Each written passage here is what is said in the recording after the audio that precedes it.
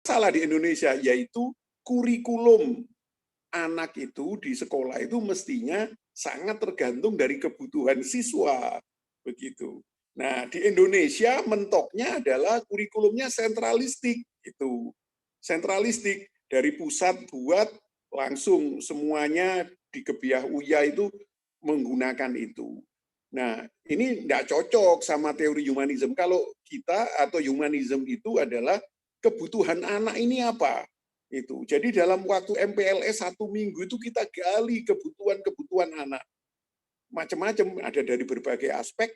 Dari situlah kita buat solusinya berupa kurikulum pembelajaran. Seperti itu. Jadi akhirnya kan agak beda. Kalau di Indonesia sentralistik sekali, pusat membuat. Ini masalah yang kita alami. Meskipun kita pakai kombinasi-kombinasi, tapi tetap pengawas itu datang, Pak dosen itu selalu bilang, wah nggak bisa ini, gitu. Ini nggak bisa, nggak ada di kurikulum nasional. Nah, itu pertama. Seperti contoh, karena banyak sekolah macam-macam model yang kita bantu, termasuk sekolah Islam, termasuk boarding school gitu. Itu kita lihat kebutuhan anak waktu itu karena banyak problem santri ini, itu kalau tidur mau tidur berantem Pak dosen. Berantem karena satu kepingin lampunya nyala, satu kepingin lampunya mati. Nah, itu bagaimana? Nah, itu masuk ke kurikulum. Jadi itu butuh anak-anak tidur sehat ala Rasulullah itu bagaimana sih? Nah, itu tidak diterima sama pengawas-pengawas. Nggak ada kurikulum tidur sehat ini di mana di kurikulum nasional gitu. Padahal itu hampir tiap hari kita saksikan anak berantem gara-gara listrik lampu itu. Lampunya nyala atau mati kayak gitu. Nah, lalu jadi problemnya adalah sentralistik gitu. Nah, lalu yang kedua teori multiple intelligence sebagai teori kecerdasan, kan belajar untuk cerdas.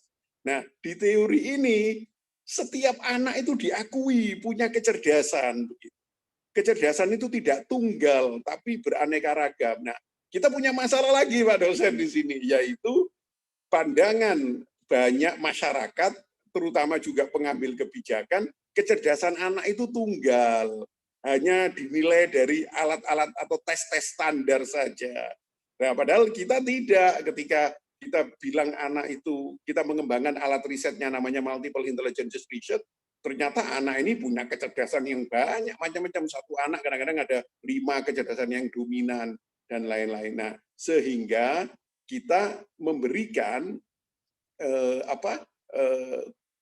kualifikasi istilahnya itu kepada anak itu semua itu bintang. Nah, ini kan tidak sesuai bahwa anak itu pinter itu tidak hanya dari nilai hasil tes, tapi keterampilannya dilakukan, sikapnya juga dijaga, dan lain-lain. Nah, itu yang kita mendapatkan benturan.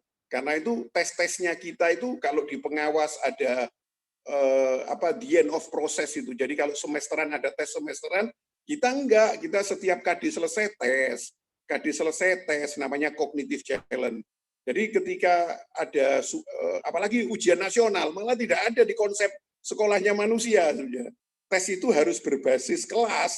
Setelah materi selesai dites gitu, dan kita menggunakan higher order teaching.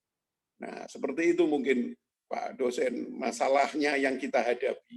Dan yang terakhir masalahnya adalah kita menggunakan kurikulumnya manusia yang sekarang sedang saya tulis, 21st century skill atau 21st century academy. Ini kita ngajarin anak mulai SD problem solving Pak dosen.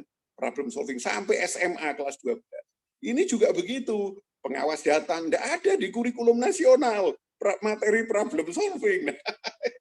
Kita dapat benturan di situ. Padahal kan dari kementerian, dari UNESCO sekarang 21st Century Academic itu sudah mendunia gitu. Tapi kenapa kok susah sekarang di Indonesia itu untuk mengaplikasikan?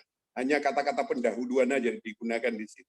Seperti itu mungkin Pak dosen, sekilas problem yang kita alami sampai sekarang. Terima kasih Pak Munif.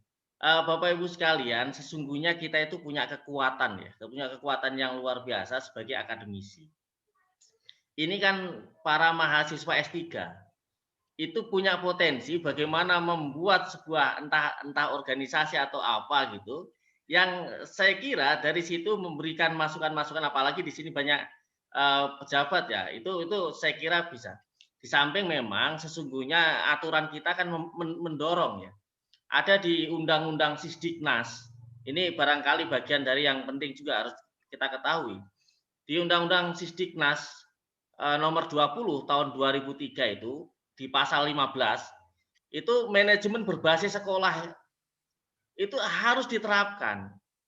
Nah, cuman tadi ketemu dengan para praktisi yang kemudian di lapangan, yang barangkali mungkin cara pendekatannya berbeda. Saya kira ini bisa dimulai dari kelas inilah atau kelas-kelas yang lain gitu, supaya bagaimana mengembangkan pendidikan ke depan itu bisa kita punya kontribusi positif gitu. Baik, Bapak Ibu